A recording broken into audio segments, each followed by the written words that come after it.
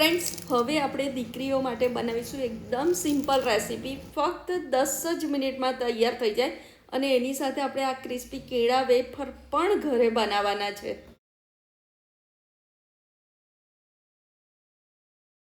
એના માટે આપણે આ લઈશું લીલા મરચાં, મીઠો લીમડો, કાજુ અને દ્રાક્ષ. જો તમે દીકરીને લીલા મરચાં કે લીમડો ના ખવડાવવા માંગતા હોય તો એને કાઢી નાખજો.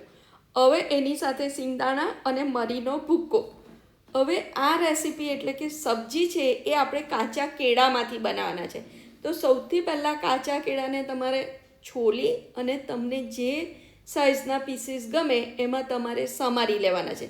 પણ એને પણ બટાકાની જેમ આવી રીતે પાણીમાં જ રાખવાના છે, નહીં તો થોડીક જ વારમાં એ કાળા પડી જશે. મેં થોડાક પીસીસ મોટા રાખ્યા છે તો એનાથી સબ્જી એકદમ કમ્પ્લીટ બને છે.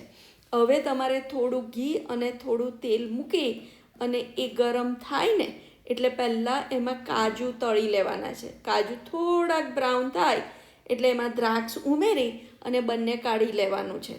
હવે એમાં આપણે જે લીમડો ને લીલા મરચાં હતા ને એને આવી રીતે મિક્સરમાં કરી લીધા હતા અને એને તમારે એકાદ મિનિટ સાંતળી લેવાના છે. એ સતળાઈ જાય એમાં તમારે કેળા ઉમેરી દેવાના છે. હવે જો તમે લીલા મરચાં ને લીમડો નથી ખવડાવવા માંગતા તો તમારે ઘીમાં ડાયરેક્ટ પહેલાં કેળા જ ઉમેરી દેવાના છે. લીલા મરચાં ને લીમડાને કાઢી નાખવાના છે. હવે એમાં સહેજ પાણી ઉમેરવાનું તો નીચે ચોંટશે નહીં અને આપણા કેળા જલ્દી ચડશે, કારણ કે આપણે મીઠું નથી ઉમેરવાના એટલે કોઈ પણ સબ્જીને ચડતા વાર લાગે. હવે એની અંદર તમારે 2 ટેબલસ્પૂન જેટલું દહીં અને 2 સ્પૂન મોટી ખાંડ ઉમેરી અને એને ચર્ન કરીને એક બાજુ સાઈડ ઉપર રાખવાનું. હવે કેળા ચડી જાય ને એટલે અંદર તમારે કાજુ અને દ્રાક્ષ અને સિંગદાણાનો ભૂક્કો અને જે દહીં ને ખાંડનું મિક્સર હતું એ ઉમેરી બધું હલાવીને બીજી 4 મિનિટ 5 મિનિટ થવા દેવાનું છે. ત્યાં સુધી મેં આ કેળા વેફર પણ તળી લીધી. ફ્રેન્ડ્સ, એનો મેં વિડીયો નથી બનાવ્યો કારણ કે મેં લાસ્ટ યર પણ આ રેસીપી મૂકી હતી. બસ હવે એની ઉપર મરી ભભરાવી લો. આ કેળા વેફર એટલી સરસ બને છે ને કે તમે ટ્રાય કરજો. હવે છેલ્લે તમારે મરીનો ભૂક્કો અને લીલા ધાણા, મેં તમને કીધું ને લીમડો, લીલા મરચાં ને ધાણા તમે ના ખવડાવતા હોય તો તમે ના ઉમેરશો. અને બીજી વસ્તુ કે જ્યારે આખું શાક થઈ જાય ને તો તમારે અડધો લીંબુનો રસ ઉમેરવાનો છે.